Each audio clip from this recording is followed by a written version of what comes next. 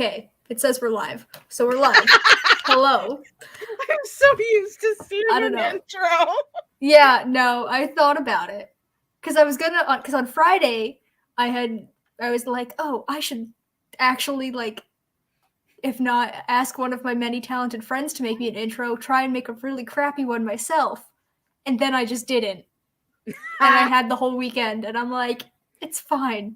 Because I figured, I'm like, oh, I have this stream and I have the Chaos stream. It'd be cool if I could have, well, I mean, we have one for the Chaos Queens. But anyway, yeah. I don't have an intro. Hello. There was a 2 up by, you know how next to the timer on StreamYard, it tells you how many people are watching? There was a 2 when I pressed live, and now there's a 0. There is, I see I'm watching on the YouTube side, it's like 1, 2, 1, 2. Okay, well, one of them is you. True. This is true. Oh, we do have Callum. Oh, Callum. Oh, gosh, where's my mouse to click on it? Oh, God. Hello. A friend. Great. Somebody who isn't being conscripted to be here. I mean, I'm kidding. You volunteered. You straight up sent the I volunteer as tribute gif. I know. I'm just being sassy, that's all. You know what? That's fine. It's 8 p.m. on a Monday. All right, guys, that's it. That's enough for the stream. I gotta go to bed. Bye. Oh goodness. Okay. I'm Danny. This is my channel. Over to this side is Crystal. She's here to help me because I didn't want to be on stream by myself because then it would just be a big rectangle of my face and that was scary to me. Yep. I am moral support monkey. It's fine. Crystal must think I'm stalking her. This being the second stream she's on I'm watching today, LOL. I mean, I wasn't gonna say anything, but you know, it's fine. I'm so stupid. I was just about to be like, oh, who else's stream were you on? It was yours. You had a stream. Oh, sweetie. Can you tell I had an 8-hour work shift today? Yep. It's fine. Everything is fine. Whew. So basically, I'm in the world building stage of my Dragons story. And while I love world building, there's always something that I miss and then I get to drafting and I'll be like, dang, I really wish I thought this thing through. And I figured if other people ask me questions, maybe they'll have thought of something I didn't. Hi. Sasha is here. Hello. I am here for the dragon book with no dragons. Okay, there are dragons, sort of. There are dragons in the lore, in the, like, backstory. There's just no real dragons in the novel itself. There were dragons at one point in time. There are now no longer dragons. Well, no longer living dragons. This sounds familiar. I wonder where I got it before. I wonder where you got it from. I'm kidding. This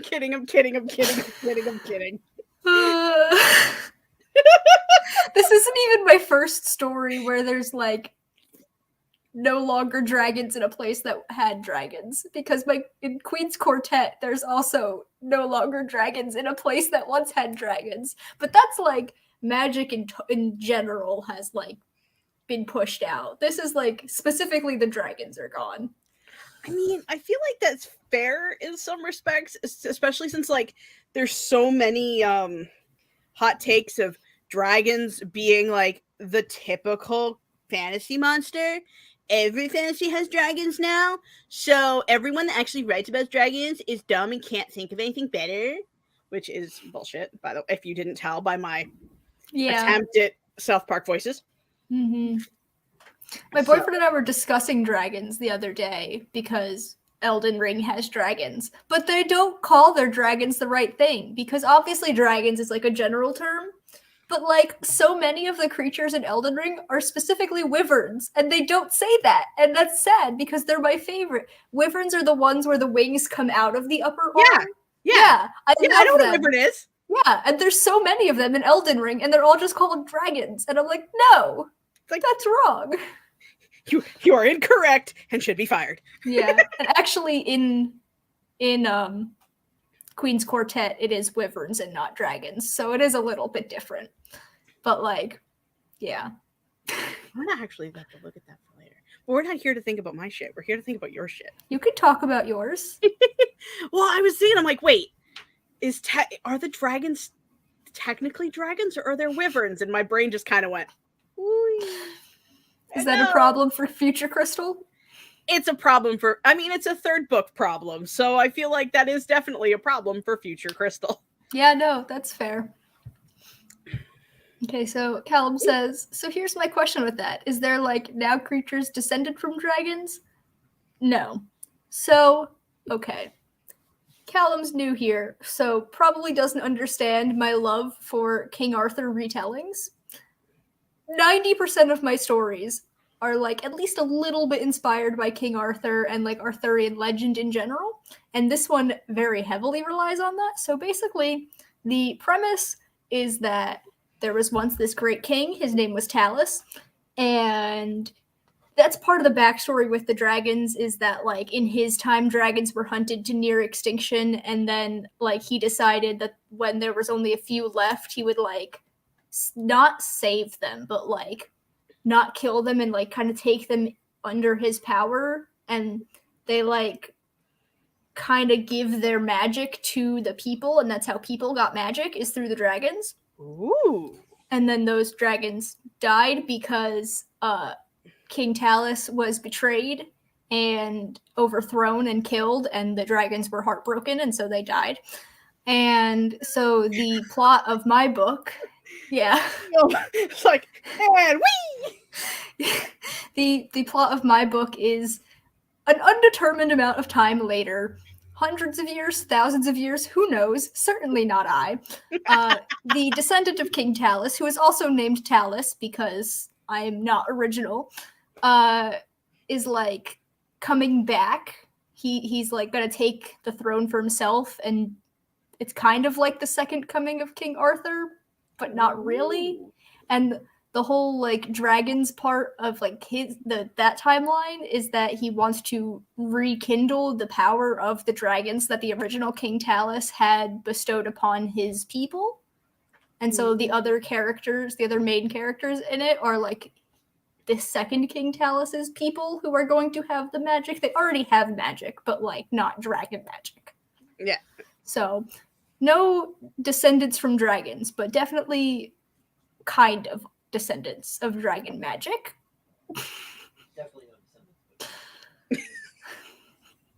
What did he say? It's like, so definitely not descendants of dragons, but descendants. Yeah. Yeah, it's fine. Cal says, I mean, as a Brit, I'm with you with the King Arthur love. Yeah. My other story that I keep mentioning, the Queen's Quartet, is also very heavily inspired by King Arthur. So there's a lot of overlap between these two stories, but this one is definitely heavily adult, and I also have been ignoring Laura. I'm so sorry, Laura. Hello. Thank you for being here.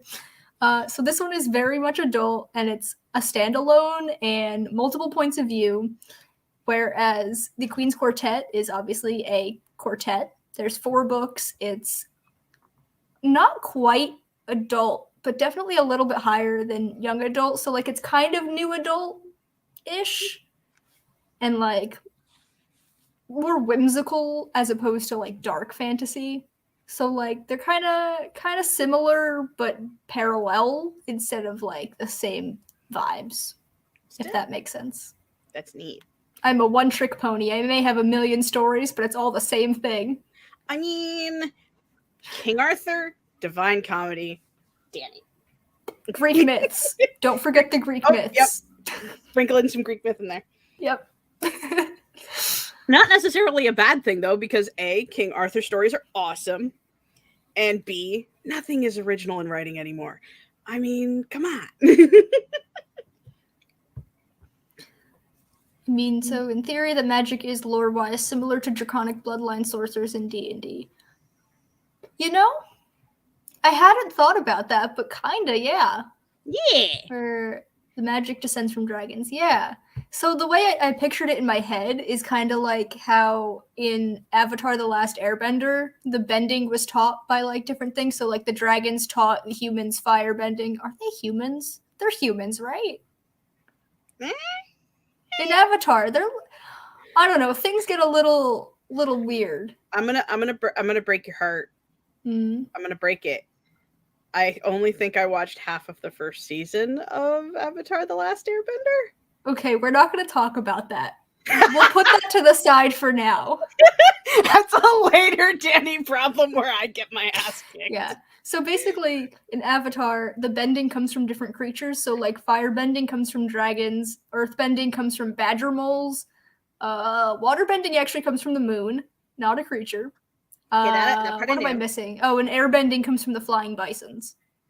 So My brain goes apple farts. yeah. So like that's kind of how in my head that's like how this magic from the dragons happens, because all four of the characters, because Talus doesn't count, he's not one of the dragons in my story. The four other characters are his dragons. They all have different types of magic, and so it's inspired by Avatar, how there's like different kinds of magic. I'm here for it. I am totally here for it. I mean, you could argue that the story of King Arthur falls into the same kind of storytelling of Greek myths. They all follow a folklore-esque formula. Sorry, that's my English student side who specializes in fairy tales, myth, and folklore rearing its head. No, that's great. I love that kind of thing. I also was an English student. I have a degree in English literature and creative writing, and one of my favorite classes I ever took was called Landscapes and Fairy Tales or something like that, where so my college was very big on studying abroad. That was like its biggest draw. And so they had this program called GFS, which sort of stands for Global Field Study. And basically, all of the classes in that program, you would study a specific aspect of a specific culture the whole semester. And then at the end of the semester, go to that country. So the landscape fairy tale one that can't be the name of it because it's a terrible name for a class. But it was about Germany. So we studied German fairy tales and like how they were informed by the landscape that they came from. And then we went to Germany to visit the places these fairy tales came from. And it was like my favorite class I ever took. It was so good. That sounds amazing. Yeah. So stories. Why did I go to If you couldn't tell, they're a big thing that I like. Literally same degree. Yeah. You should get in touch with Katie Ann, because Katie Ann is the same thing too. That's why me and her often say that we're like the same person, because we had basically parallel experiences with this. That is so cool. Hello, Renata. How are you? Welcome. Thank you for being here. How did I miss that the airbending came from the flying bisons? Yip, Baba. When do they say that? Because I know we learn in the first season that waterbending comes from the moon, and firebending's not till the third season. So I think we learn about airbending coming from the bisons the same time we learn about the badger moles with the earthbending. So sometime in the second season. It has been a hot minute since I've seen Avatar, and I totally need to go back to watch it. I watched the first season. I know that. That's fair. But now that I'm thinking about it, there is elemental magic in the Queen's Quartet. Maybe this whole thing is just me being like, maybe I should go back to working on the Queen's Quartet. Because I drafted the first 2 books and then I abandoned it. That was like almost exactly a year ago, I think. Because I think I started that Camp Nano April. Time I don't flies. I don't know. I'm feeling really into this story and like the dark, grimy adult fantasy vibes. So, Guy. German fairy tales are actually messed up. Yeah, that's an understatement. Yep. I think it's actually just a throwaway comment. It can easily be missed. Yeah, that's fair. I'm just thinking of the secret tunnel. I don't know. I don't think it's in the secret tunnel episode, which, Crystal, you have to watch the secret tunnel episode if you don't watch anything else from Avatar, because it's like the best episode. But Hey. don't think that's the episode that they mention it in, but that's all I can think of, so we're going with that. Renata says, I am all right. What will we world build today? My adult fantasy series, Dragons Where There's Not Actually Dragons. Yeah. I have, like, as I explained, I have, like, the whole lore backstory, and I have, like, personal backstories for all of my characters written out. Like, I have my notebook here. If I can turn the page, like, this whole page is the backstory for one character. This is the backstory for my character Talus and his sister, because one of the 5 main characters is his sister. I have my card game rules because I made an entire card game Callum, this is all your fault. just to have a script not poker scene, another character's backstory. So I have a lot, but, like, I feel like I'm missing details. So I still have to write out the backstory for one of my 5 main characters, and they are the character that I currently know the least about, and I think it's because I haven't written out their backstory yet. I also have to name places because, like, the kingdom as a whole is Melynia, and then I have, like, a couple of, like, places named, mostly the places related to the dragons because I did write out the backstory. But yeah, I have many cities and towns and forests and lakes and things to name. So I suck at naming things and making them sound so good. Yeah, I had to watch. I was watching the Hello Future Me YouTube channel for, like, the billionth time because it's a thing, and they have he made a video of trying to figure out how regions are and how names are named the way they are, and I'm like, okay, this is going to get referenced over and over and over again because I didn't think about it. Yep. Yeah, I have to find that video because that sounds super helpful. I will see if I can throw a link on Instagram at some point because I think I have it bookmarked. Nice. I would appreciate that. But yeah, I'm very bad at naming things. Mostly places. People I'm okay at naming. I really like my names for my characters here. So, like I said, the king, he's not the king yet. His name is Talus. Slightly named after Talus and Jaffe, but, like, I had this name in mind anyway, and then I'm like, I really like Taliesin, so, like, I should go with this one because I was deciding between, like, 2 different names. I mean, it's who you watch Critical Role, how can you not be a Tally fan? Because, I mean, he is, like, yes. Mm-hmm. So I have a not so crush on Tally, 100%. So that's the one character, and his sister's name is Dagny, and there's Alarena, Aaron, and Soraya. Those are my 5 main characters. Nice. Yes, I do like their names, but none of them have places that they are from because I can't name places. Valid. Okay, Sasha says, I can't believe that the dragons died of heartbreak. Yeah, it's... I was ready at the backstory, and I'm like, you know what would make my readers cry? Dragon heartbreak. So how does your MC plan on bringing back the magic? So, I haven't figured the details out yet because I haven't outlined the book. That's April's problem, is outlining the book. So basically it just has to do with, like, going to the places where the dragon remains are and doing magic. And doing magic. Yeah, exactly. So what type of time period, vibe, aesthetic we're talking for this world? Medieval, vaguely. as the generic fantasy world. I don't know. I don't know. I'm not very adventurous when it comes to fantasy settings. They're usually pretty generic, except when you get into like specific places. Like the world overall is like your normal fantasy world. But yeah. That's right. What is the card game?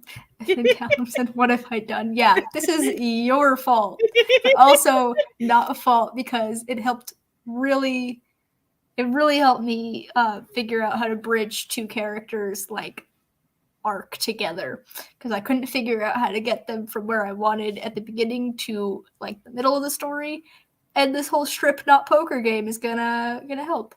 I don't have a title for my card game yet, but basically it's mostly just phase 10, if I'm being honest, because that's the only card game I could think of while I was trying to come up with rules. So I kind of like stole the rules of phase 10. So the deck of cards, there's oh gosh, how many are there? I know how many there are total because that was a very specific number for a reason. So, okay, there's 5 suits because I wanted each suit to like thematically correspond to one of my main characters, and I'm very proud of that. So there's Teeth, which corresponds to Alarena because she does like blood magic, which is kind of necromancy, kind of healing, kind of like augmentation kind of thing. Crowns obviously relates to Talus. Stones relates to Dagny because she's like a protective character, very like stoic and responsible. Shadows corresponds to Soraya because she's more of like the sneaky trickster kind of character. And then mirrors corresponds to Aaron because they are a what's the word? They do divination magic. Ooh. And I thought mirrors kind of worked with that. I still have this comment up and I did not mean to. And so each suit has 9 number cards, so like 1 through 9, and then 4 court cards. And the 4 court cards are sovereign to represent the ruling class, clergy to represent religion, notary to represent law, and treasurer to represent money. I'm not totally sold on notary and treasurer because they sound kind of stupid, but like I like what they stand for. And so that's 13 times 5 is 65, and then there's 4 Joker cards because I wanted there to be 69 cards in this deck because I thought it was really funny. I mean, and so the like Joker trump cards, there's the Dragon, which is like represents dusk, the Imp, which represents midnight, the Unicorn, which represents dawn, and the Phoenix, which represents midday. I have that all written here, and then you flip the page, and I have all of my rules. And so basically, to get points, you either have to have consecutive numbers of the same suit or the same number across the different suits, where you can like collect the court cards, or you can play down a trump card. And like there's details about how many points each like type of way is worth that I won't get into here. But after everyone plays their cards on a hand, the only points you like add to the total is whoever got the highest point value in that round. And the trump cards I really like because they win automatically, but they're not worth anything on their own. They are worth adding up everyone else's points. So like say there's 3 people playing and one person plays a trump card, then they win that hand, and the number of points they add to their total is whatever point value the other 2 players played. So that is awesome. I thought that was a really cool thing that I've never really seen in other card games, and I don't know how I came up with it, but it's real cool. And here for it. Yeah, that's my card game. If anyone is good at naming card games, I'm open to suggestions.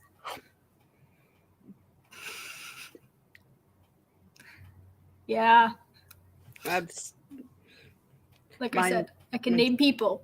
That's about it. Yep. There's gotta be like a card game name generator or something out there. There's a name generator for everything. I feel like there is, but I feel like it would relate too much to like real world card games. So, I don't know. Renata says, I've never tried planning on paper. Do you think it's better? I do 90% of my planning on paper. The only planning I don't do on paper is the stuff that I write in the notes app of my phone, like when I'm at work, or it's like 3 in the morning and I wake up in the middle of the night. So that stuff goes in my phone, but everything else I like to plan out on paper, and then I outline and draft digitally. I don't know why. That's just always how I've done it, and it works for me. Gotta do what you gotta do. Do you plan on paper or anything like that? I did. I have my notebook and a pen just in case an idea flies at my face. I used to write on paper to the point where I'd look up, the sun was in one location, I'd look up again, half full notebook, and it was gone.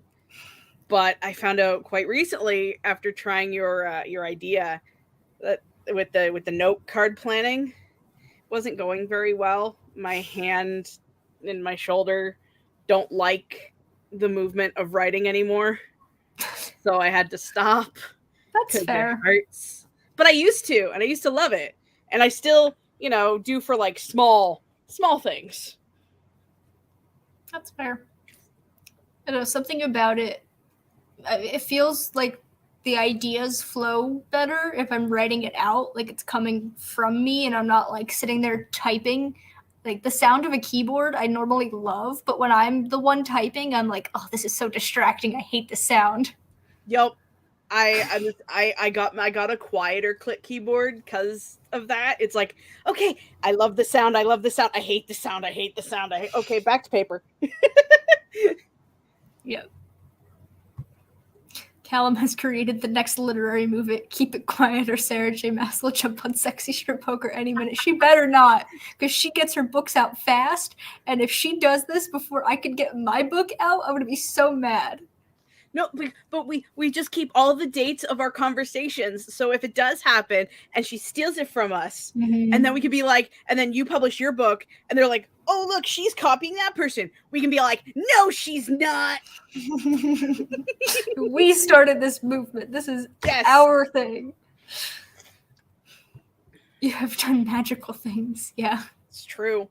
I mean, there was like, what, 7 of us in the chat who said we wanted to join this, to jump on the bandwagon? Yeah. I mean, that was the day that I was having really like a rough time with that one chapter. I'm like, I don't know how to get this lore out organically without it sounding heavy-handed. And then it was just like, what about a card game? Like, wait, what are these guys talking about? What if I use a card game? I feel like a card game is like the perfect setup for divulging secrets. Yeah, and mine's actually called No More Secrets, and it's like a therapy technique that they're stealing. Because like, yeah, my therapist had me do this because like I'm a traumatized child because I have crazy dream bullshit. So if this works for me, then this is gonna work for a couple ancient motherfuckers too. So we're gonna play.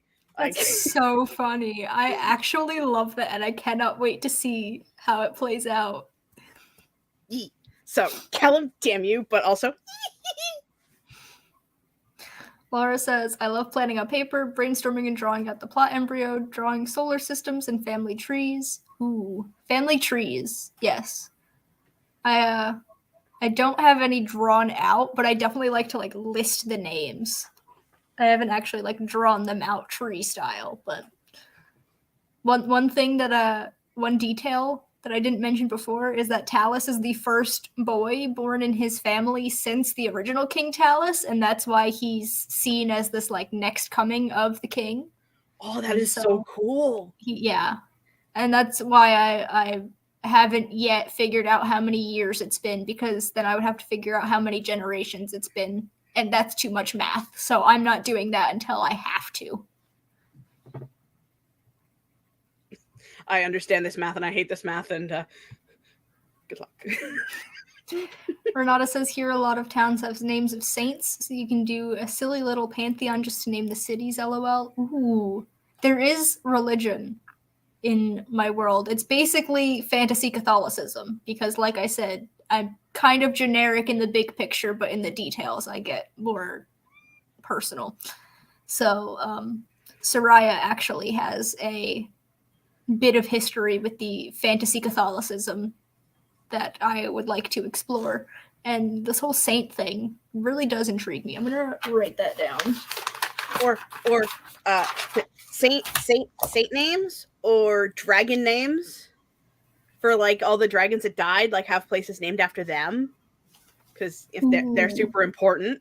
That's a good point. Oh god. Now I'm just sitting here writing and then I wrote name places. This is why I can't do things when I'm under duress. It's fine. And yet you put yourself up to this. Okay.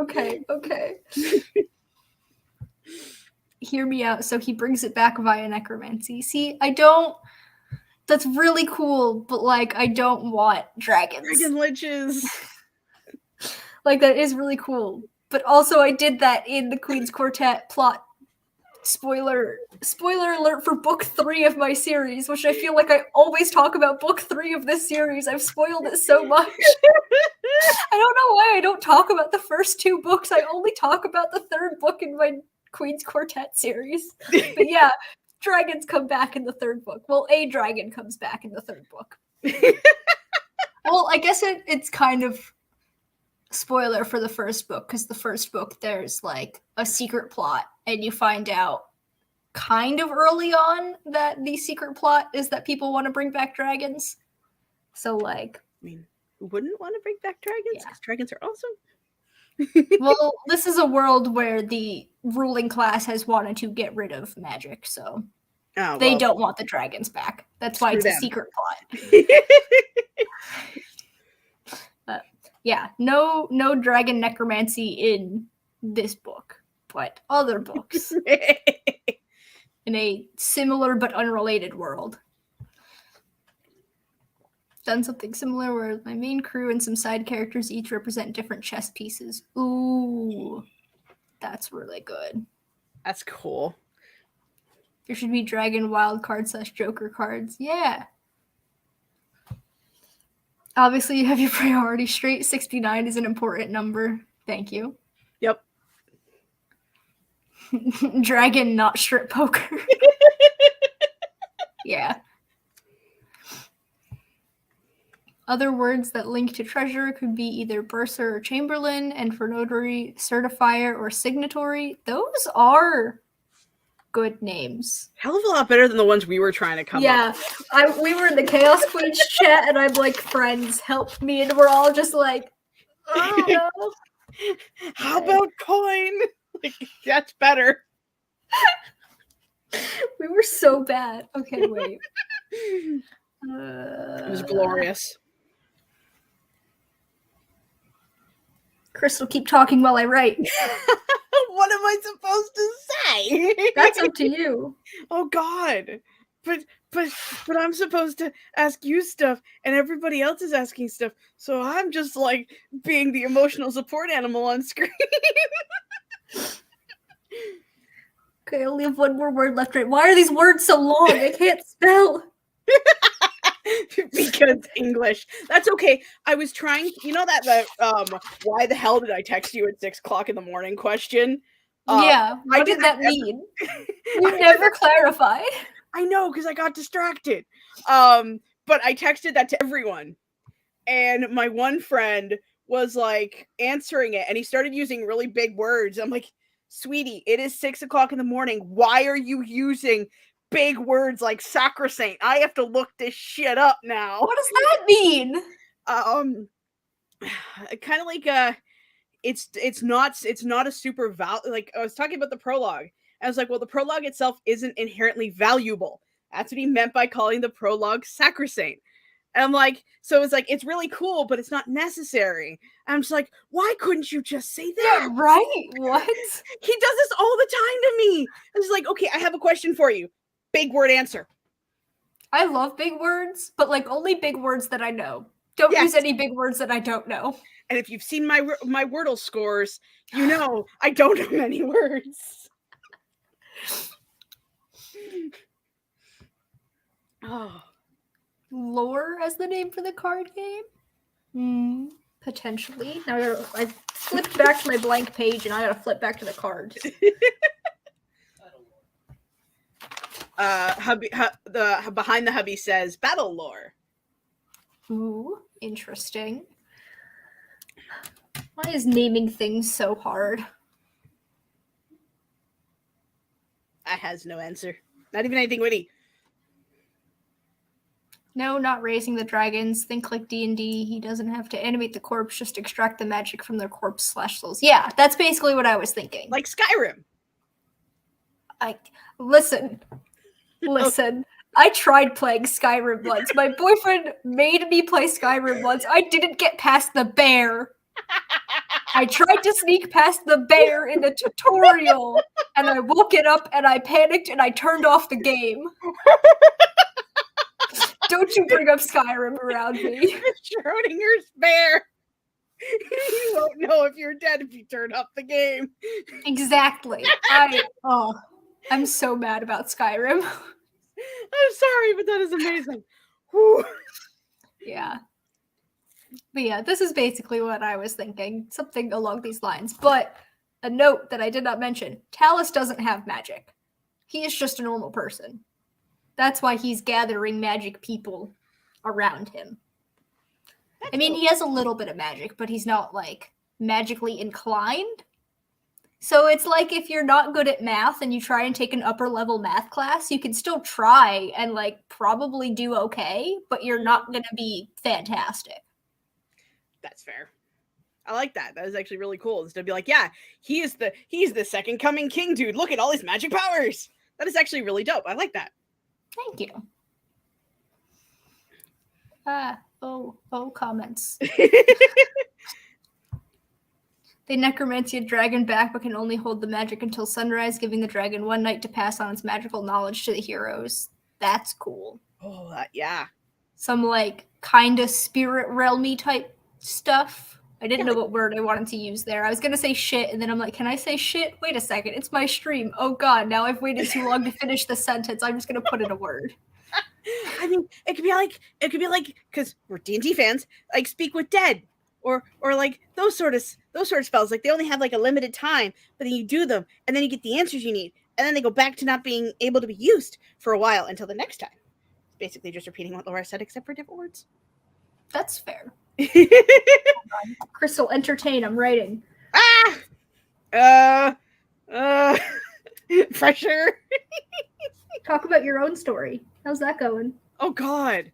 I wrote a scene at 6:00 this morning, for my sketchbook idea, where she just starts writing, and it's literally her just going, yeah, I don't know where all these dreams, end and my sketches begin. And people think it's trauma, but it's really not trauma. The only trauma that's really ever happened to me is that one time that one guy copped a feel and I broke his nose. But that's not really traumatic now, is it? Sort of. Oh my god. It's literally like I haven't written on paper in a while, and it's like this.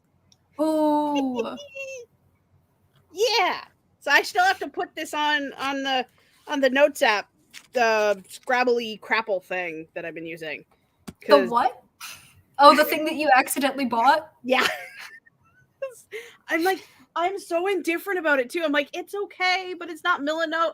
I kind of want to add pictures because I was gonna I was describing the card game, and I wanted to put the cards that I made in Canva up so I could constantly see them, be easier for me to reference. But it won't let me put images in it, and I'm like, you're a failure, and I hate you. Yeah, that's kind of dumb, right? Like, I guess it works for some things, but I don't like it. But I'm using it because fuck it.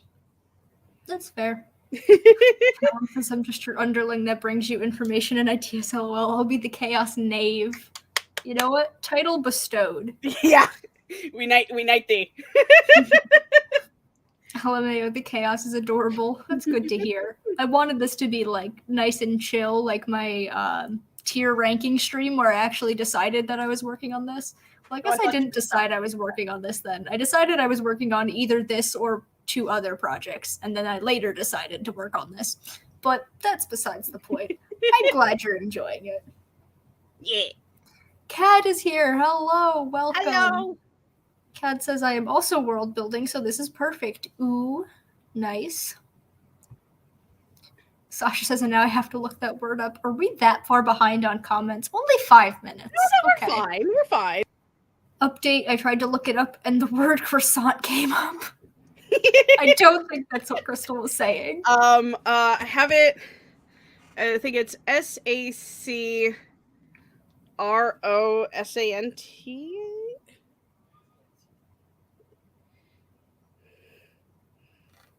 Where is it? Nope. I'm like, here I am scrolling through my husband's message thing, and then I open it up again. Jesus Christ, it's not my husband. It's the other men in my life. I'm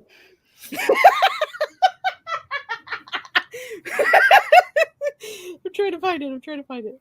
Oh my god. There it is. SACROSANCT. Sacrosanct. Have fun. That's too many letters. It's way too many letters. Renata says if you use the dragon cards as Joker cards, Talons would be a cool name. It would, but there's only one dragon card. The 4 Joker, Trump cards, whatever you want to call them, are different creatures. So there's only one dragon. Schrodinger's bear, that is so good. To this day, Danny doesn't know if she is dead or alive. I really don't. And I don't care to find out. I'm never playing Skyrim again. That is fair. Like, no. Ghost Dragon. A whole night university style Magic Dragon study crab session, LOL. Yeah, kinda. That's pretty much the vibe. I like it. Protagonist. Trauma? Never heard of her. I mean, isn't that like 90% of protagonists in books? Just trauma. Drop my water bottle, it's fine. I mean, to be fair, I'm pretty sure all of my characters have trauma, and I don't think there's any that don't. Oh, mine all do for sure. Like, Talus and Dagny obviously have trauma because they were raised in this world that wants them dead because their ancestor was the king and the person who overthrew him didn't like that. So they're constantly being hunted by the current king's people. Alarena has a really fucked up backstory with an abusive family that I won't get into here. Soraya grew up in a loving family, but very poor, and then after she joined the church, was manipulated by someone into believing that her loving family did not love her. So she's got all sorts of mental issues. And Aaron, I don't know what's up with them. They're kind of just there. They're obviously dealing with trauma. I just don't know what that trauma is yet. Just like grab like a trauma wheel and just throw a dart at it. It's like, this is gonna be your trauma. Yeah, pretty much. Oh god, so many comments came in at once. Yeah, it was just like, whoa! Could call the game cryptids. I could, but I don't know if they're considered cryptids in this world. Because they certainly would in our world, but this is not our world. Oh, do I have to come up with a name for, like, the world? Like how Critical Role has Exandria? I mean... No, it's fine. This is a standalone. I just need a country name and some towns. Yeah, I'm not going to get ahead of myself. I'll name things when I have to. Yeah, you don't need a planet name. Laura, it's fine. I knew what you meant. I also can't spell, as we know. Do the other main characters have magic? So yes. So Alarena has her necromancy healer augmentation bullshit. Think like Castlevania kind of vibes with that. Ooh. That's really where I got the main inspiration from. And there's also a Trevor Belmont quote on her mood board, which I did make mood boards for these characters, but like a year ago when I first came up with this idea. So I kind of need to make new ones because they've evolved since then. Video. Like I said, Aaron has divination magic. So anything that can be used to not see the future, but like kind of like how when you play chess, you're always supposed to be thinking like 3 steps ahead. You can't tell the outcome, but you can tell what direction it's headed, kind of thing. Well, that's neat. Yeah. Dagny has like protection magic, so she focuses on like kind of battle-y stuff because she wants to protect her brother. So like offensive and defensive kind of things is her thing. And Soraya, that's her name, does illusion type stuff. Well, that's cool. So there are other types of magic in this world, but like those are what the main characters do. So to your own point, what kind of dragons are these? I think they're like not wyverns. I think they're dragons where the wings come out of their back. The four-legged. Yeah. Well, kind. maybe. One of them, maybe not. One of them I think is going to be a worm, a WYRM, and she's going to be blind and live in the mountains in the backstory, and she's the one that has the divination magic, because I really like the trope of the blind seer, which is another trope I should probably cover on my Let's Talk Tropes, but I just did one about like a trope involving blindness, so maybe not soon. Still, that'd be cool. Yeah. So maybe all different types of dragons, actually, now that I'm thinking about it. Just like start looking at all the classifications, like that one. Yeah, that one. all dragons. We're inclusive on this channel, and we accept dragons of all kinds. Yay! Also, King Arthur inspired. Have we got a lost magic sword? Okay. Uh-oh. I do. Uh-oh. Yes. Swords. So, Talus has the sword that the original King Talus wielded, but I'm going for like an Aragorn type of thing. The sword isn't broken, but in my world, named swords are like magic swords. You can't just give a sword a name. It has to like be a magical enchantment upon the sword, and it's both a protection magic kind of thing. What's the word in D&D? What's that school of magic? Does it start with an A? Abjuration? Yes? Yeah. Protection magics. Abjuration? Shields. Yeah. Okay, yeah. He says Okay. shields is abjuration. Yeah, so it's kind of that, but also mixed with the blood magic that Alarena does. So it's like the process of naming a sword is like a very heavy enchantment that you put upon this. And you use blood of the wielder to enchant the sword. And so because Talus is descended from the person who enchanted this sword, he can still use it, but not quite to its full extent. And so there is like a little subplot of going about trying to rename this sword. And so I don't have names yet. I was looking and trying to find names because King Arthur does have 2 swords, because he has Excalibur and he has Clarent. And I was trying to find like similar sounding things to that for these 2, like this. It's 1 sword in my book, but it's kind of 2 swords. But like I couldn't think of anything. But like, yeah, magic swords. And I really, really like this idea of like naming things. I came up with that. No, bugger. Is Asa trying to play? Yeah, she's like staring at me. I'm like, what do you want? And she just takes her paw and goes, whack! Oh, Whiskey does that too. It's like, excuse you. Well, I am moving my chair, so she's seeing my leggings come in and out of shadow. That's fair. So I can't blame her. But also, Yeah. Ow. Thank you, Callum. Yes, abjuration. So yes, magic swords I really like. I like them a lot. There's also magic swords in the Queen's Quartet, because I'm going to keep bringing that up apparently. I feel like this is just the Queen's Quartet, but better. is this book. I mean, And one I day the Queen's Quartet itself will be good, but not anytime soon. I feel like you have to, if you're doing some like medieval fantasy adjacent and also King Arthur inspired, you kind of have to have magical weapons. Yeah. I think it's a missed opportunity if you don't. Oh, for sure. Trauma is the start of a beautiful, messy character arc. Yep. Sweet, sweet trauma. Astronomy, not astrology. Okay, just a note. Aaron uses they, them. Talus uses he, him.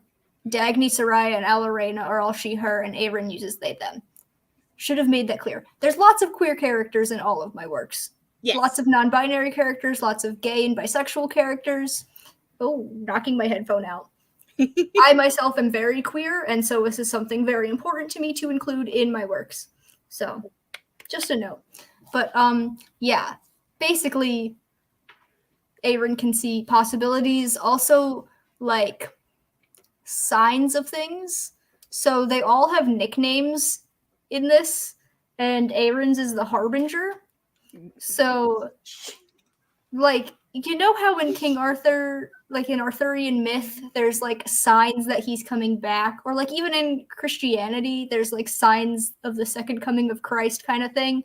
It's kind of like that in my world, and so Aaron is like in tune with these kinds of things, and they can like notice these like different things going on in the world that other people can't, and like be able to tell what's coming because of them, if that makes sense. Yeah, that's cool. Yeah, no, it's fine. I just felt like I should make it clear. Yeah, because if that's the case, their trauma would be a nightmare to live with.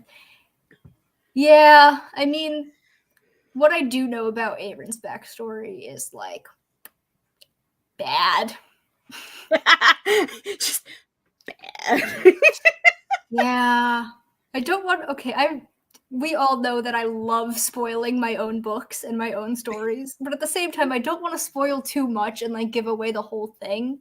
So I'm trying to like keep myself from doing that. But That's also I totally really like talking about my stories.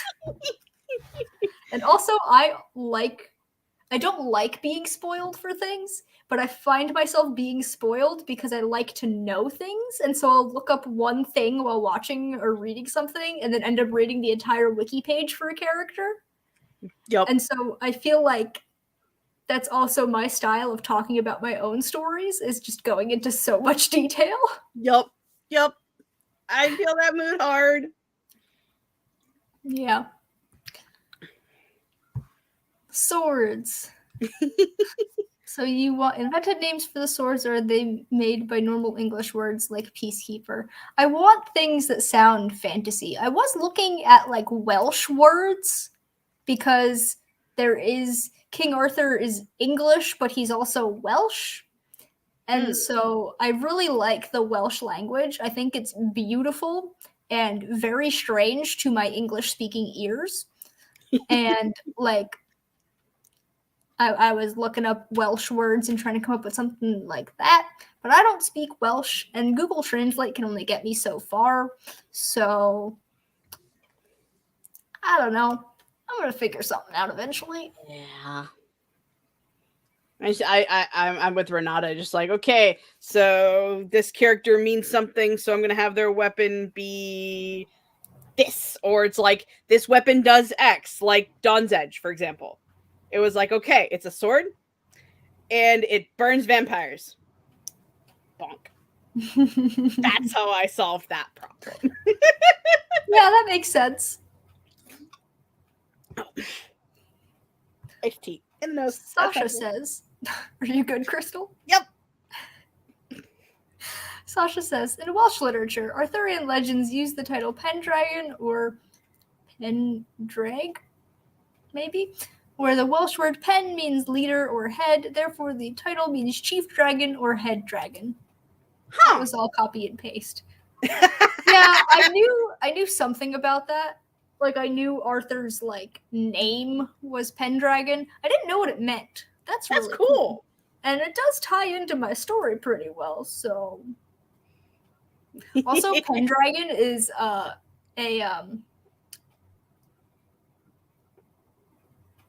name that I was thinking of using, like last name. But then I'm like, that's too on the nose for me. Just like change it up just a smidge. I don't know if anything up there is helpful for naming the sword or a game. I mean, it's something to think about at the very least. I didn't realize, I assumed pen meant something else. And so I kind of also assumed dragon meant something else. I didn't realize that the English translation, like they translated the Welsh word for dragon to be dragon, and then they just left pen as it is. I mean, Whatever. That's cool. Cheat. The English especially. Yep. No offense, Callum. Hello, welcome. Wow, we've been going for an hour already. It does not feel like it. No. I had no Probably not. plans for how long this would go or anything. I really just was like, you know what? We're gonna wing it. Yep. I feel like that's on brand. I'm here for it. So, what have we learned? Dragons are cool. Magic is cool. Naming is hard.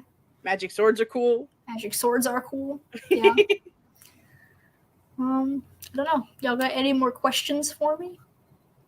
I would like to spill the beans. I kind of want to know more about the people that are hunting the good guys. Yeah, so, okay, I don't want to say good guys. They're just the protagonists. I couldn't think of the word, so I used good guys. I'm like, I know there's a word for it, but I want to drink my tea, so... That's fair. So, like, the king now, what did I name him? I named him something straight out of Arthurian legend. Gareth. His name is Gareth. He is directly descended from the person who overthrew the original King Talus, which, by the way, was his nephew. So, like, King Talus's nephew overthrew him. Got some Shakespeare up in here. Yeah. Well, I mean, in the original Arthurian legends, Arthur is killed by Mordred, which is his son? Question mark? / also nephew, because I think Arthur slept with his sister or half-sister. I don't know. I mean, my Arthurian legend knowledge is very rusty. Yeah, I have a lot of knowledge, but it's mostly surface level about a lot of things. I don't really have in-depth knowledge about a ton of Arthurian legends. I just know a wide variety of the legends. Speaking of, I really want to see the Green Knight movie that came out last year. Supposedly it's really good. I've heard that. I haven't watched it. I watched I think it's Ending Explains video essay on it. Because when you can't watch the movie, you watch people talk about the movie, so it's kind of like you watch the movie and you don't have to pay for anything. Yeah, no, I do that. Literally in middle school, I used to go to this after school program because my parents had to work and I couldn't be home yet. So I would just sit there and read the Wikipedia article for different books and movies. So, like, I have knowledge of all of these books and movies that I've never read or seen just because I read the Wikipedia articles. Yes. But, yeah, so they're basically just the king now wants to eradicate all of the OG King Talus's descendants. But, like, clearly they're not very good at it because they're still thriving. They're still alive. Yeah, the plot's continuing, so obviously the king is bad at it.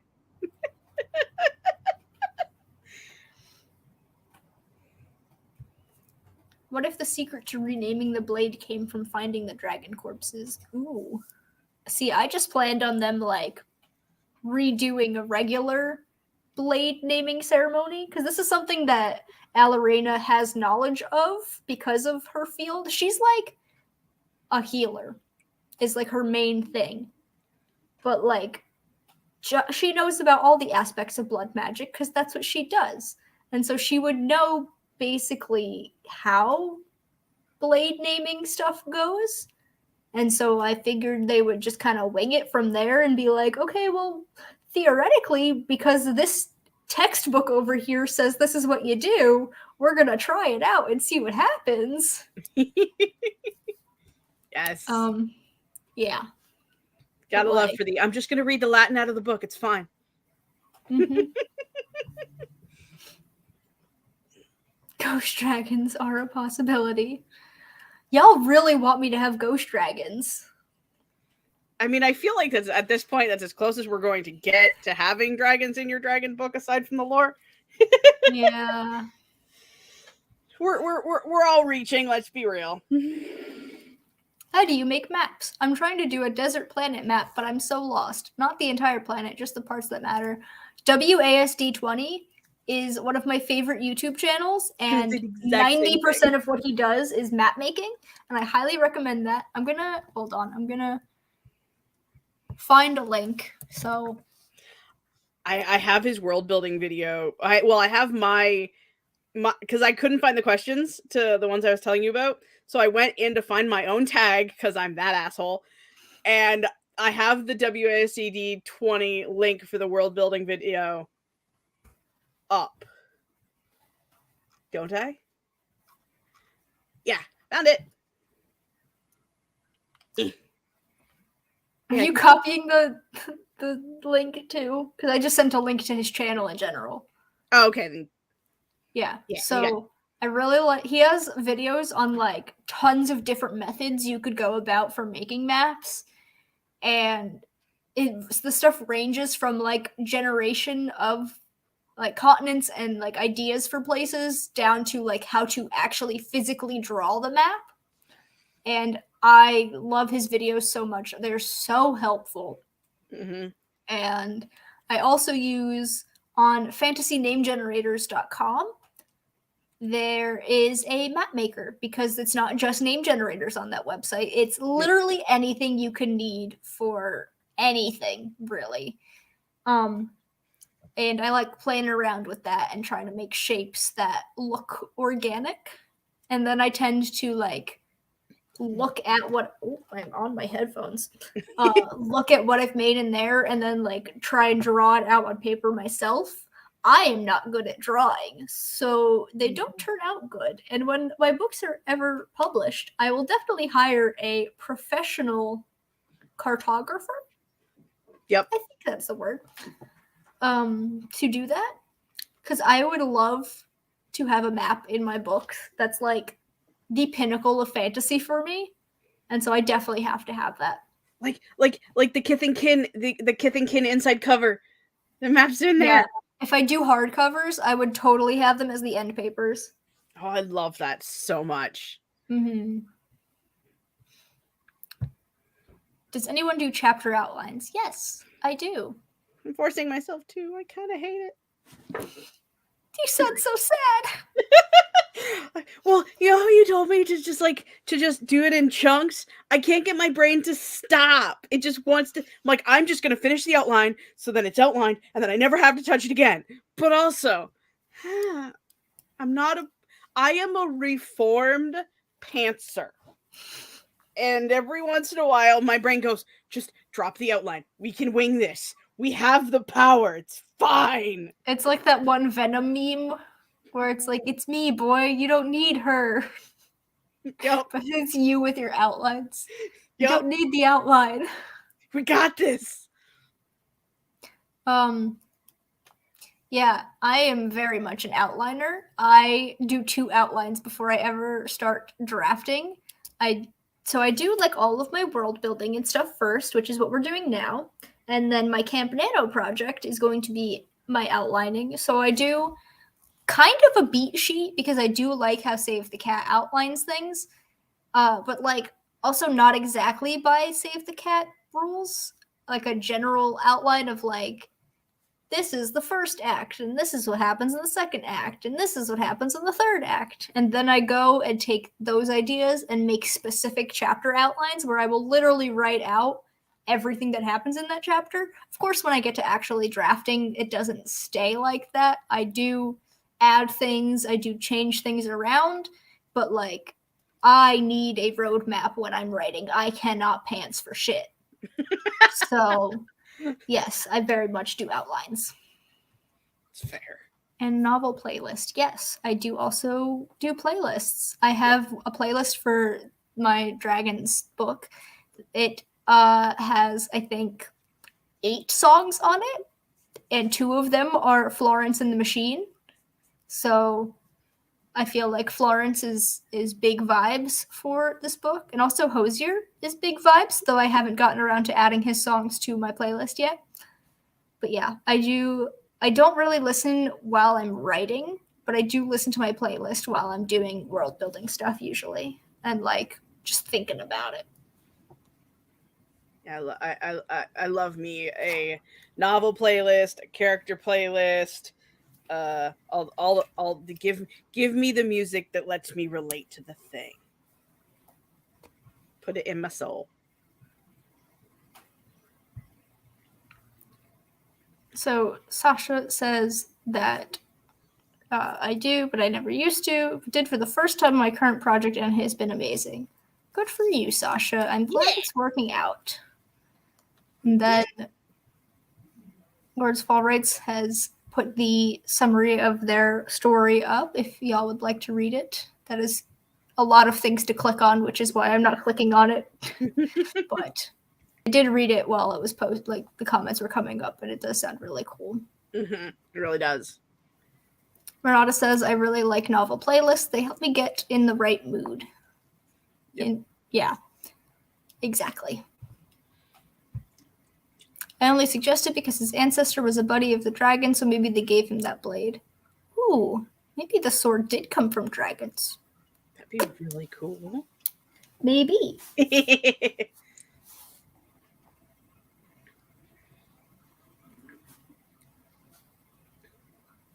Oh, I misspelled sword. Sword. No, I mixed up the O and the R. Whoops. I can't help you there. It's fine. The letters are all there. They're just not in the right place. Yeah, that's a later you problem. Ghost Dragon Romance. Oh God. Oh no. Oh no. Oh. There is some romance in this book. I will not tell you who the romance is between, but there is a little bit of romance. A little bit of smut. Just a little bit. Just a sprinkle. Like one scene. Maybe two. Maybe two. Let's not get ahead of ourselves here. Hubby's like, what if somebody gets possessed by a dragon? Dragon Ghost possession. No. That's too far.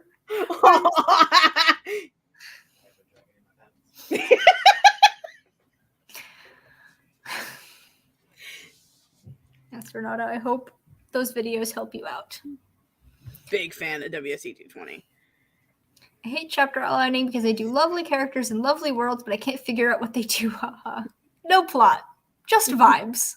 I mean, I feel like that works.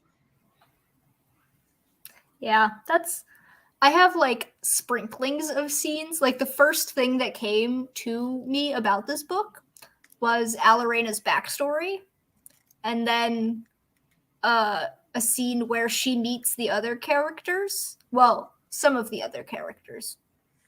So I think the opening scene is going to be her, or like the end of the opening chapter is going to be her meeting the other characters, but it's just Talus, Dagny, and Aaron, because the 3 of them have been, like, their backstories got tangled up several years before the events of the novel, and then Alarena comes into the group right at the beginning of the novel, and then Soraya comes a little bit later.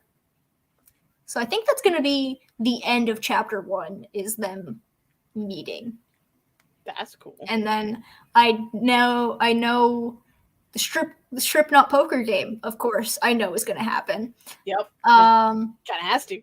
And then some tension after that, some sexy tension, but not the smut scene yet. The smut scene comes later. Because one of the characters has been drinking, and the other character will not do sexy things with a character who's been drinking, because consent is important. Consent is sexy. So, yeah, I have a couple scenes there, and then I know the big, like, what the fuck moment that happens in the finale. So, like, the last big thing to happen, I know what that is already. Nice. Yeah, but I don't know anything else. All the stuff in the middle. Fun. Yeah. I did have an idea a couple days ago, right before I went to bed. Don't remember what it was. No. I am going to write down rainbow fireflies because Crystal already knows this, but before I went live, I was talking to my boyfriend, and I'm like, hey, question me about my story. Help me world build. And he's like, you got fireflies? And I'm like, I can. And he's like, are they like fun colors? And I'm like, they can be.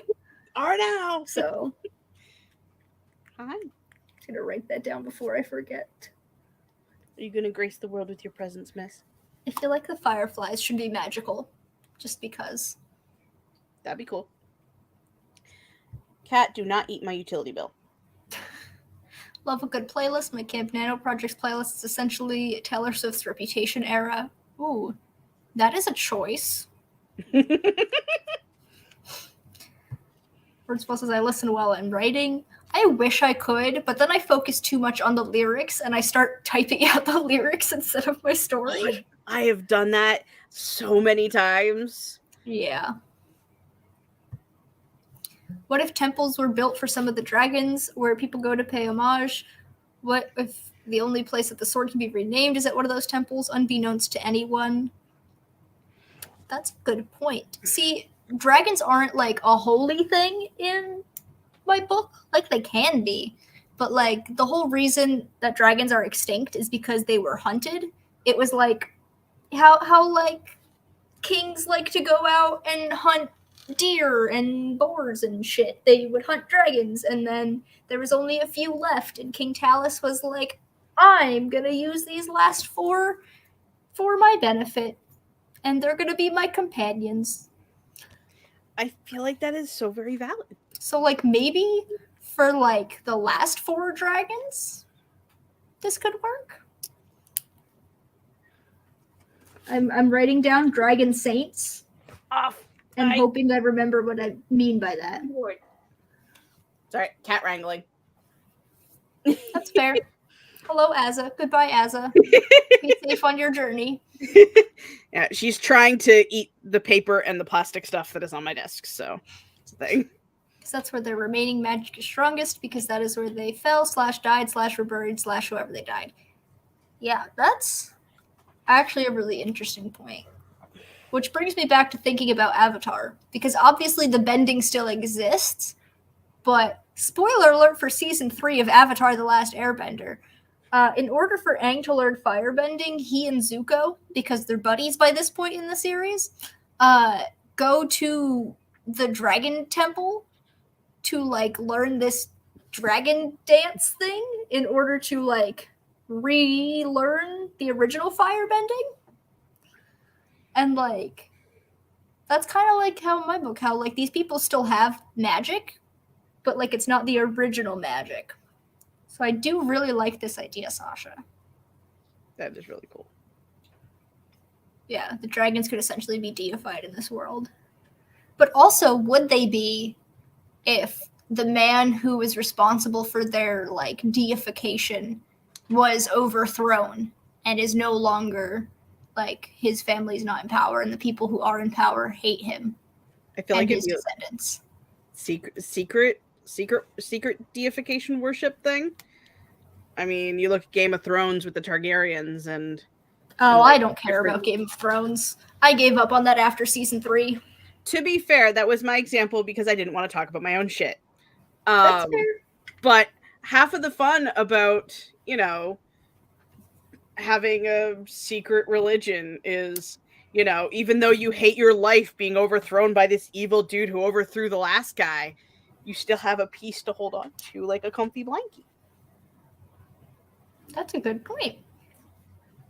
Oh my god, I'm seeing all of the comments. It's like bam, bam, bam, bam, bam. No, there's no ghost romance. There's just regular romance. No, Renata, No. What have we done? There's not even ghosts.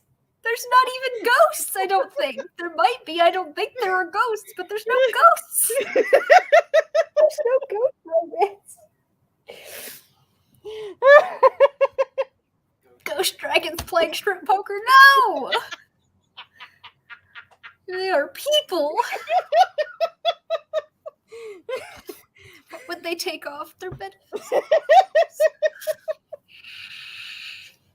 Y'all are gonna bully me into adding a ghost dragon. I smudged my glasses, and now my headphone is falling out of my ear. Do you see what you guys are doing to me? Oh my god. Oh no, I'm in a shady giggle fit. These two characters have the coolest star-crossed lovers to enemies dynamic based on elitism. But do I have a plot to show that cool dynamic? Not really. Big mood. Big mood. Mm. Romance scene with colorful fireflies? Yes. Oh, I can see it now.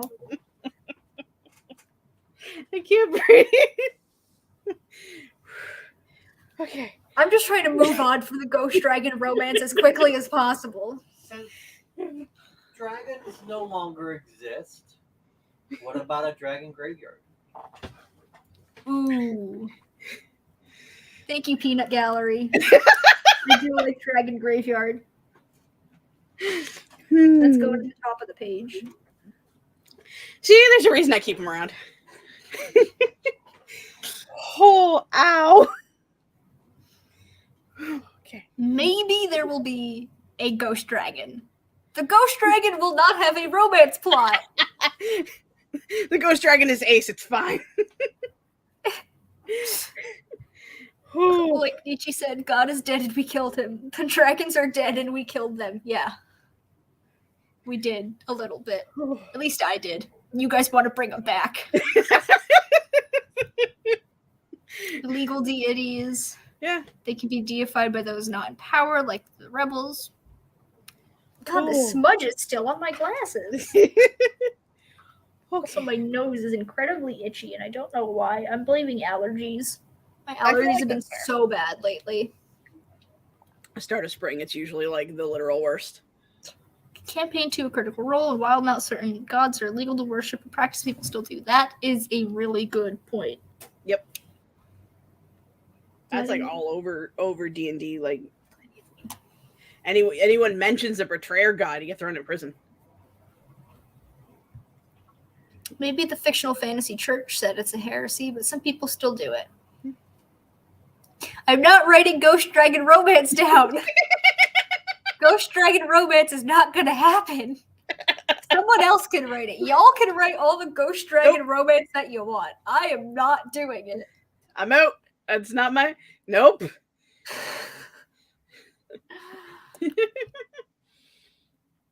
Like in Elden Ring, the place with the swords. I don't know the place with the swords. I do know Elden Ring. Elden Ring has been a very big inspiration for this story, but mostly just the vibes. I never played it. I watched my boyfriend play it a lot, but I don't know the place with the swords. I will have to ask him. Yeah, either. I know the Not that Moon far. Lady, and I really like her. She's cool. I don't like Mr. Arms. Godric? Yeah. Mark? The grafted dude. Yeah, with the... yeah. His name is Mr. Arms, and I don't like him. I like the witch with 4 arms. She's really cool. Yep, she's cool. And The Moon Lady is super cool. yeah, I watched Jacksepticeye's episode like a couple days ago, and he fights the pretty Moon Lady, and I'm like, wow, that's pretty. I have yet to fight any really like cutscene boss yet. So. Mm-hmm. Who else do I like? Not the Godskin person. There's someone whose name is Godskin something. Don't like him. He's not cool. That just sounds gross. That fight takes place in a cathedral. So the place is the place is pretty, and the boss is bad. No, the place is still pretty gross too. But Oh, okay. I don't like the loathsome dung eater. Yeah, that just sounds awful. No one likes the loathsome dung eater. This has become a Ghost Dragon chat. Much- Yeah. Much to Danny's chagrin. Yeah, I'm fine with ghost dragons, but not ghost dragon romance. Ghost dragon. Okay, yeah, ghost dragon religion can happen. I like ghost dragon religion. I don't like ghost dragon romance. It just sounds Yeah. like bestiality. We'll leave it to Sarah J. Maas. We'll leave it. I was thinking Chuck Tingle. I don't know who that is. He's the one who wrote. It's oh god, I can't think of the names of any of his stuff, but it's like sci-fi smut stuff that's like really weird. I Clara Brother. Like no, there's like dragons and stuff. Like one of them is about a velociraptor. After he was nominated for a Hugo Award, which is huge. That's like the biggest sci-fi award, and he lost. So he wrote a book called "Pounded in the Butt by My Hugo Award Loss." Like that's the kind of stuff that he writes. Chuck Tingle. He's friends with the creators of Welcome to Night Vale. Okay, Welcome to Night Vale is an interesting animal. I love Welcome to Night Vale. It's so good. I think I've watched like 4 or 5 of them, I think. Huh. Another content suggestion? Oh, Peanut Gallery's got another one. What about dragon-bound weaponry? Like Soul of Dragon in weapon? Interesting. Getting written down. See, Oh. Peanut Gallery's helping a hell of a lot more than I am.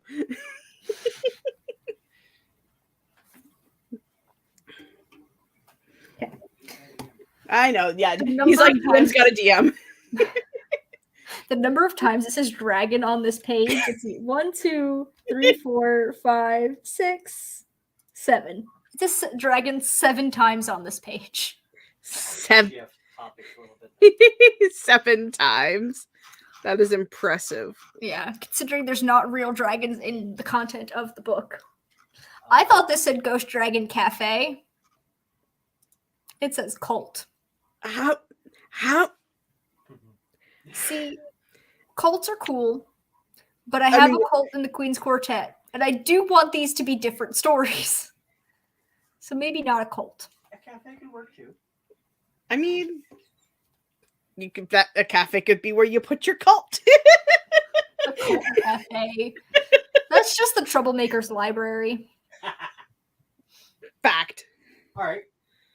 All the ladies in that game are so cool. That game was made for sapphics. Yeah. Elden Ring said gay rights. I mean, I feel like that's fair. Dragon can be a person. No. That's called shape-shifting. Dragons in my world are just dragons. Yeah. Waiting for the bus in the rain. The number of times I get that song stuck in my head, particularly when it's raining, literally all the time. I don't think I've heard that song since I was a freshman in high school, and that was 7 years ago. I don't know what song you're talking about. It's from Welcome to Night Vale. Oh, okay. It's the weather song from, I think, episode 2? Maybe, no, episode 3, I think. Episode 1 is a song by one of the creators of Welcome to Night Vale. Episode 2 is Despite What You've Been Told, which is one of my favorite songs of all time. And then I think Waiting for the Bus in the Rain is 3. Unless I got 2 and 3 switched. But that's neither here nor there. Definitely gonna have to get back into Night Vale at some point. Dragon with a dragon tattoo. That's just a scar tissue. Oh, Sasha's Peanut Gallery is commenting too. My husband just said the fireflies should symbolize rebirth and that the MC is on the right path as they travel, since the fireflies could represent the remaining connection to the old magic. Oh, fireflies as like little dragons, perhaps? Maybe like Firefly reference from Final Fantasy.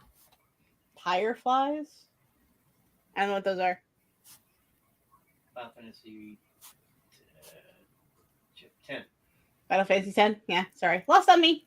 Yeah, I have no knowledge of Final Fantasy except that it exists. Okay. You tried. My question was going to be, what about a division of magics? You were talking about like necromancy versus abjuration, other types like that. How many classifications of magic exist in your world? So, like, there's not clear classifications. It's like a soft magic system because I don't want to think too hard about it. And so, like, things overlap a lot, which is why you need these, like, two types of magic to rename the sword. It's not really two types of magic, it's just magic that pulls from both of these ideas. And so, there's a Or lot of different things. magic sources. What? Magic sources. If magic is pretty much an overlapping concept, what about sources of magic? Is blood magic a source of magic? And if so, are there others like it? I mean, I've kind of just been thinking about it as, like, magic is this thing that just exists and you kind of, like, manipulate it. Definitely coming from just reading Hell's Paradise, because in Hell's Paradise they have Tao, which is, like, this life force, but it's not, like, a life force in the fact that only living things have it. Like, even inanimate objects have it. And, like, you can manipulate it in a way, and that's kind of how I see magic. And so it just depends on what, like, how you do that. So, like, Alarena does use blood as a way to manipulate magic, but the blood itself isn't the magic.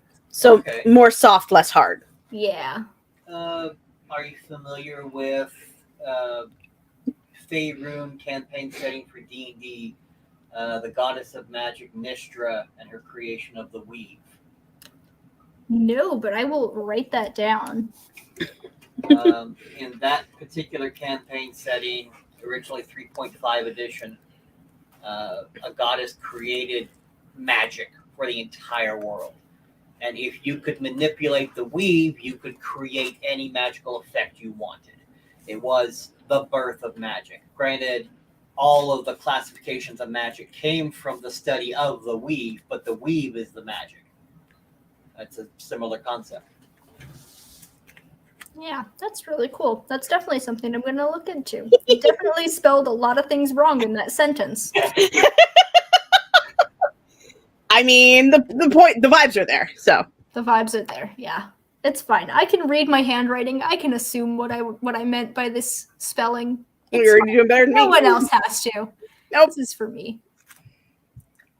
Oh. Dragon patrons warlock style. An old cathedral full of fireflies as they find a really important thing, dragon religion thing.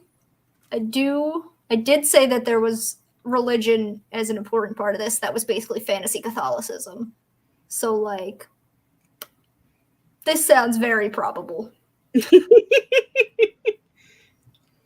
Whoever said fireflies got me an idea. Technically, my boyfriend was the first one to bring it up, so. Yay! I don't remember why. We were talking about fireflies earlier today. I don't remember why. But, like, I guess that's why he brought it up in terms of asking me a question. Fireflies, the hatchlings of baby dragons. Maybe not the hatchlings, but, like, a related creature. Like how... Okay, I've always had this concept in my head of dragons being just, like, big dragonflies. Like, I'm never going to use that concept, but I think it's so cool. But, like, maybe fireflies instead? The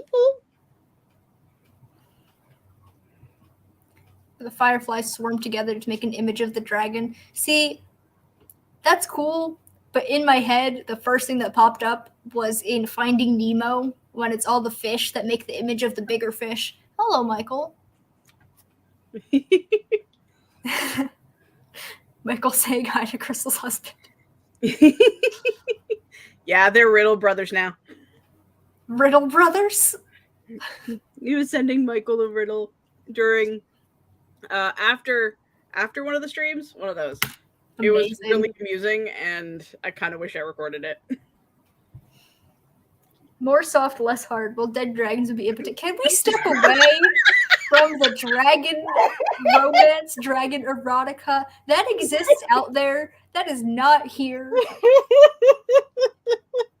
If you want dragon romance and dragon smut, you will have to find someone else. The smut is for the people, not for the dragons. Yeah. the dragons are not actually dead. They have taken the form of fireflies hiding in plain sight. Oh my gosh. Like, I mean, they're dead, but like their souls like split up into little tiny fireflies. That'd be so cute. Yeah, that'd be dope.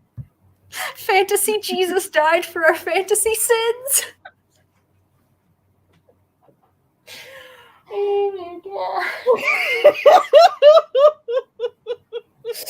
You know, I will have to flesh out the religion at some point, but like probably not until after I do the first draft of this book. So I'm not thinking about it yet.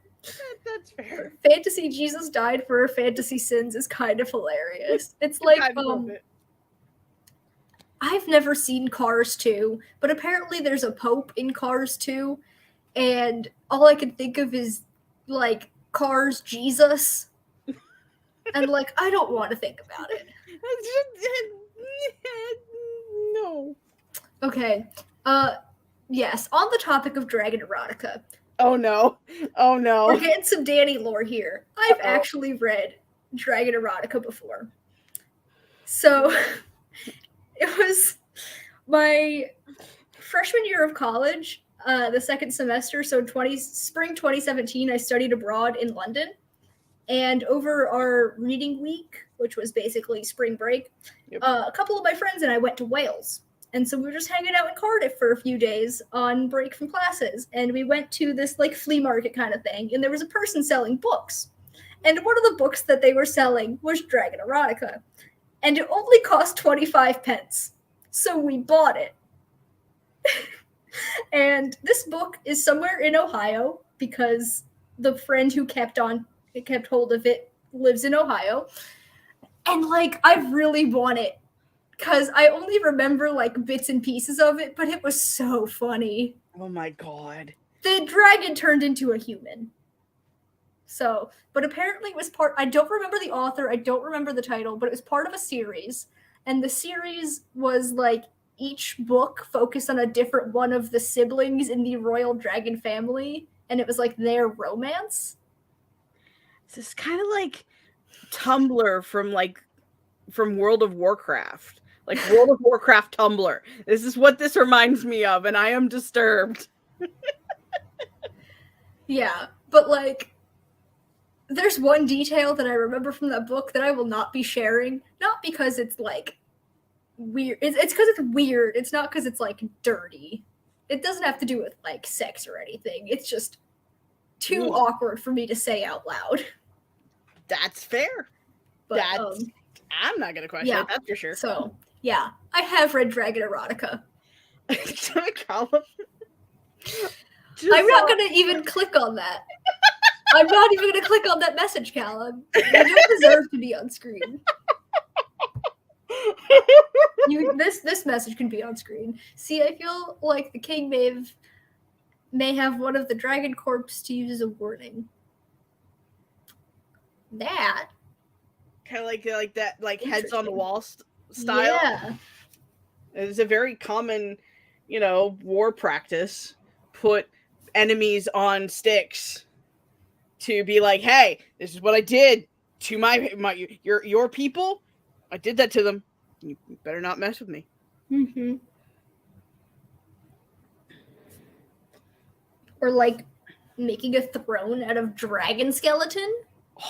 Or you ever see those places where it's like a grand hall and they have like a ship on the top for like decoration, like dragon rib cage, dragon bone chandelier, perhaps? Yeah, I feel like you have to put this in for your antagonist now. Your antagonist has to have dragon bone furniture. Or dragon bone decorations, or both. Because that screams, yeah, we don't do dragons here. This is a good idea. I like it. Oh god, how do you spell chandelier? Ooh. C-H-A-N-D Alir. That's close enough. We're going with it. I know what I mean. Oh, or his crown. Oh, yeah. Yeah. Uh, car Jesus died for our car sins. Yeah, car Jesus will save you from the junkyard. Oh god. Dragon Bridgerton. What is happening on this stream right now? I don't know. It's late. Oh. About the sword, the spell gives it some kind of free will. Like if it's wielded by someone who didn't do the spell, it can be a little shit and not obey them. Kinda. Like I don't want the sword to be sentient, but it like gives strength to the user. Like the reason you would name a sword is like you imbue some of your strength into the sword so that it can reflect back onto you. Kinda. Yeah. Yeah. It's like a magnifying glass. Or like what's the thing where you like bounce back to like increase the frequency kind of thing. It makes sense in my head. Yes, I follow. Okay. Don't know the word you're using, but I follow it. And like maybe like have the opposite be true. Like if you know your strength is enhanced by the weapon because it's your weapon and you enchanted it and it's awesome, then if I took it, then I actually get weakened by it because it's not my pointy stick. Mm-hmm. It's your pointy But the king definitely does share a little bit of blood with Talus. He's not directly related to the OG King Talus because he's a descendant of that king's nephew. Right. But like there is a familial tie there. How strong do you want the familial tie to be? Mm-hmm. So going off of this comment, technically the dragons just died, they weren't killed. But what if he like changes that and like tells people that he killed the dragons? Yeah. Or like his ancestor, obviously. Yeah, Like what if the like accepted fact is that what did I name I don't know, the dude who killed OG King Talus like says that he killed the dragons too, but he didn't. They just died. Yeah, to fuel a myth to fuel his own power. Because Yes. you killed dragon, you gotta be big deal. I like that. I like that a lot. I mean, that's how my big guy got like nobody challenged him anymore. It's like, okay, so I killed your important person and I defeated all your gods. Do you wanna try this? I didn't think so. Go in your corner, bitches. So the sentence I just wrote down is King says that he killed the dragons for clout, but he is full of shit. Yes. In case you want to know what my story notes are like. I love it. I'm here for it. Yes, his crown dragon bone. I like that. The throne sits in the mouth of a dragon skull. Sasha, you should be an interior designer.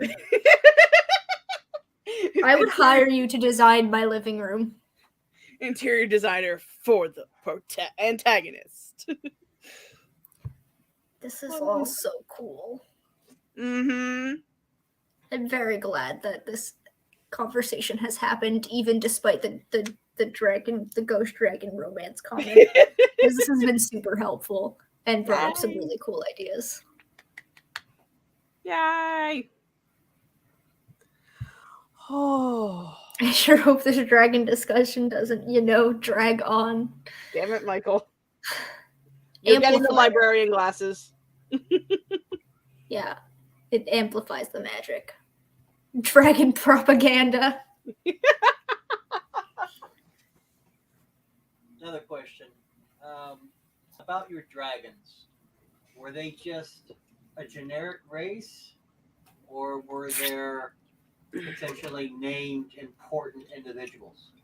Oh yeah, no, the dragons have names. They're named. Where are they? So the 4 dragons that the King Talus originally befriended, kind of. There's Braylon, who is the blind worm that lives in the mountains. Aurelius, who is like the hothead one, kind of like angry, stereotypical dragon, because obviously you gotta have one. Yeah. Shunlaith is like nice, calm dragon. She lives by the forests, and she is a protector. She like oversaw this one village and like ensured its prosperity because they were kind to her, so she's kind to them in return. And then Nondag, who is like my Lady of the Lake character, so maybe the sword comes from her, because I wanted something to do with the lake, because if it's an Arthurian story, you gotta have a lake. Yeah. So it's interesting if your dragons literally, for lack of a better term, willed themselves out of existence via heartbreak or whatever. The big sad. I'm sorry. Maybe there can be some places where they all went to die. Separate little areas, places of power. Your protector dragon could turn into a forest, the dragon mound or something like that. The one where you said the Lady of the Lake dragon, that's just maybe Put dragon in water. a wellspring sprouted up from her blood. It could be morbid, it could be beautiful. Maybe you've got some less than good dragons laying around. Maybe swamps could sprout out, or the fiery one could create a volcanic wasteland in the area where he died. Things like that. If they are supposed to be somewhat divine entities, then they should, in my belief, they should leave behind physical remnants of their parting. Mm-hmm, for sure. It'd be funny. All of the overthrowing king dude. All of the dragon bone decorations are all paper mache.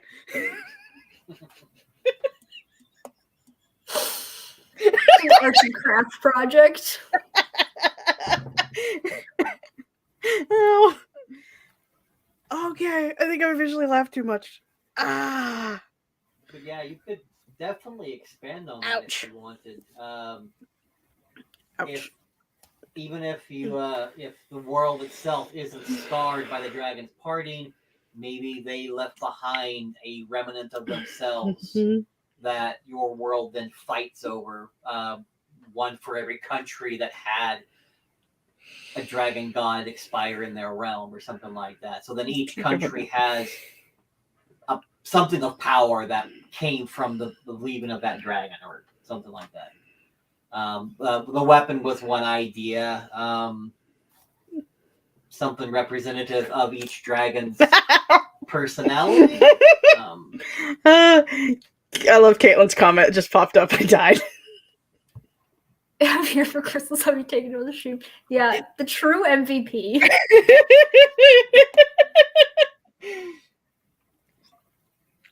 Oh my goodness. They've decided that the king's dragon furniture isn't even made from the bones of the 4 dragons that the king was friends with. It's just random dragon stuff. Like, he couldn't find the actual dragons, so he just made do with what he had. It's like, this is a cow bone. No, it's not. It's dragon femur. Leave me alone. Mm-hmm. Oh god, how many ways am I gonna misspell dragon tonight? All of the ways. Yeah. Digron, Dagron, Dugron. Oh gosh, where was I in the comments? I think up 5 or 6 or 12. I killed a dragon. Whoa. My shoelaces. Oh, goodness. And his magic doesn't work like he says it does because he's a fraud. I love how Don't remember now which become a comment liar. that was. If it was about dragon romance, then correct. Gate made of dragon wings. Ugh. Oh, that Dragon bone dystopian nightmare. And I love it. Random idea. What if the dragons are kind of your world star signs or of constellations? Ooh. That sounds cool. Wow, I've been neglecting the comments. There are so many. Hello, Well, Caitlin. They just all just ballooned. About fantasy creatures, do you plan them beforehand or you just wing it as the story goes? I plan beforehand. There's not a lot here. There's definitely things other than dragons in this world, but like they're not important, so it's fine. Those I can figure out later. But like, That's a later problem. not to bring up the Queen's Quartet again, but fantasy creatures are a little more important there because the main character is actually part Nixie, which is a Germanic water spirit. Yep. And so obviously I pay more attention to like what kind of fantasy creatures I'm including in the world. But in this one, I don't know. I'll figure it out when I get to it, just like with everything else. And Sasha, you get it. That was the original plan, was north, south, east, and west. I only know. I love that. So the north is a mountain range because I don't know why I'm thinking like Italy for some reason, where like the whole top part and then down the middle is mountains. And so where the worm, the blind worm lived is like at the conjunction of these two mountain ranges that make like a T shape across the country. And then over to the west is not the capital city, but like a big important city and like the religious capital kind of, because Rome. I don't know why I went Italy with this, but I did. And like that's also where Soraya is from. And Alarena is from a small town just outside of that city. And I think the forests are like most of the rest of the place. So, forest dragon can be from anywhere. That's really cool. Do you like your dragon stream? I do. I've been having a very good time. Yeah, I have not seen Raya and the Last Dragon. I have not seen a Disney movie since Moana, I think is the most recent one I've seen. That's not so bad. I think that came out when I was in high school. God, is Moana that old? Yeah. I'm going to look it up. I need to know.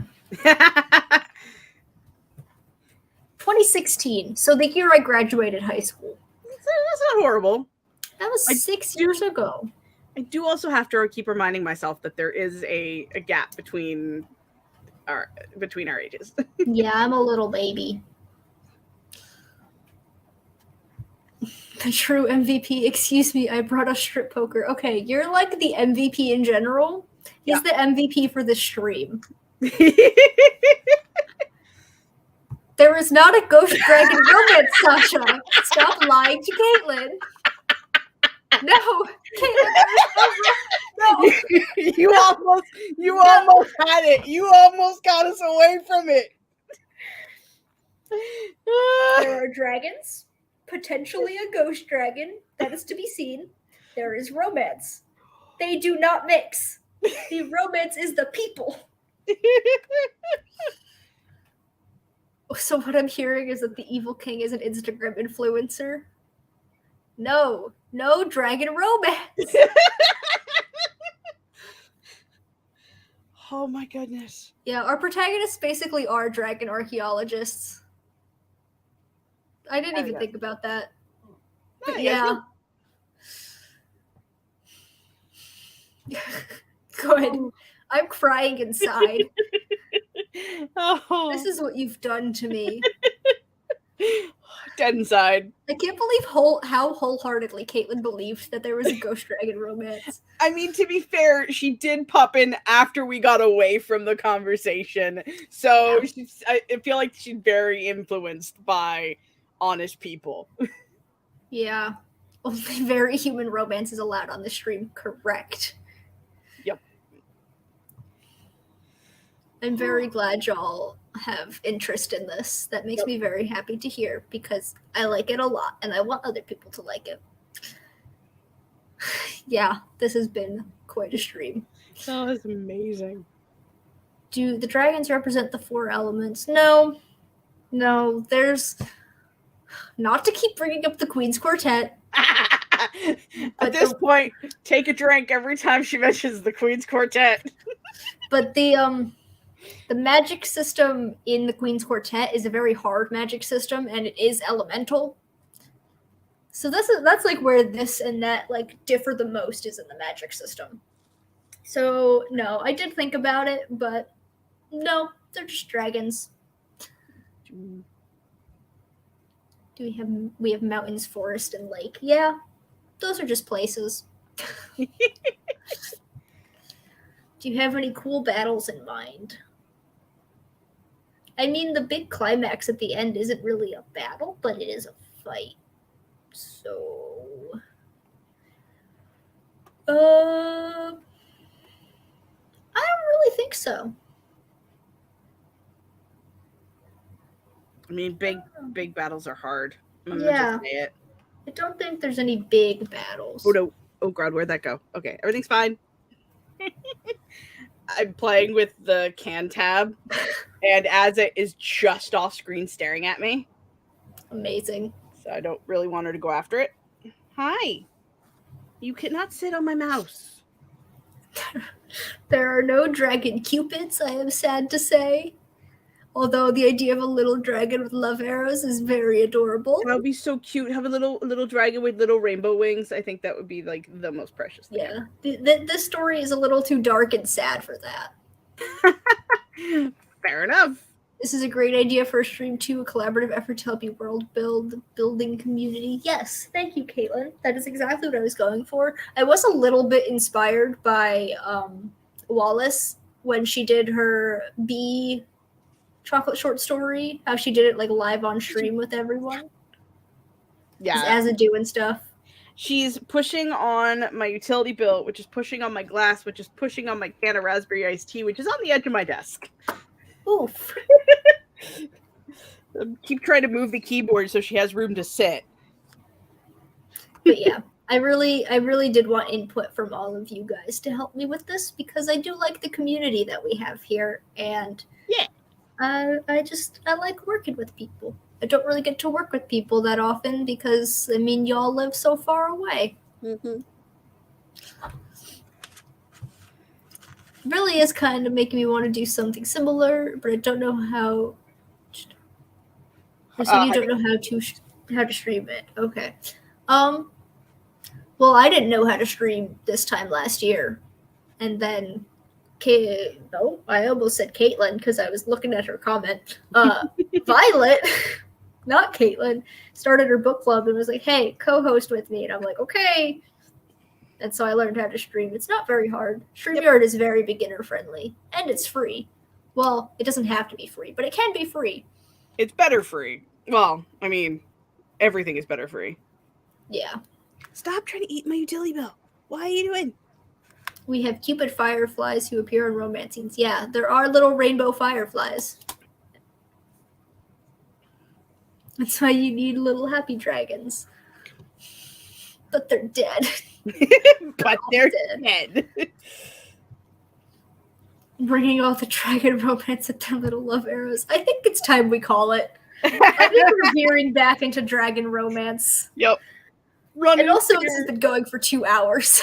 That's impressive. But I have a whole page of notes. Oop, turning it the wrong way. Yay! And I think these are all really good things for me to think about. This was extremely helpful. Cat butt. She's taken over my desk. Amazing. Again. I don't know, man. They speak whatever language my characters speak, and because I'm writing in English, I guess that's English, but it's like fantasy English. That is fair. But they're dead. Do not. Yeah. I just gotta keep reminding you that the dragons are dead. Yep. No Ghost Dragon romance. Nope. Yeah. I think I'm ready to finish streaming. Sounds good. Everyone say goodbye to dragon romance. Yeah, we're never talking about it again. Never, not ever. Oh. Some great work here today, folks. Yes. So this was Crystal and Crystal's husband. Wait, Caitlin can include some words like it's written in English, but they're speaking a different language. Perhaps. I haven't really thought about that because I didn't really think of there being multiple languages. So, I don't know. Dragons Hello, are Azza. Yes, I'm glad everyone else also had fun because I had a lot of fun and I feel very helped out right now. Thank you all for coming. I would introduce myself, but like y'all know who I am, so I'm just gonna end the broadcast.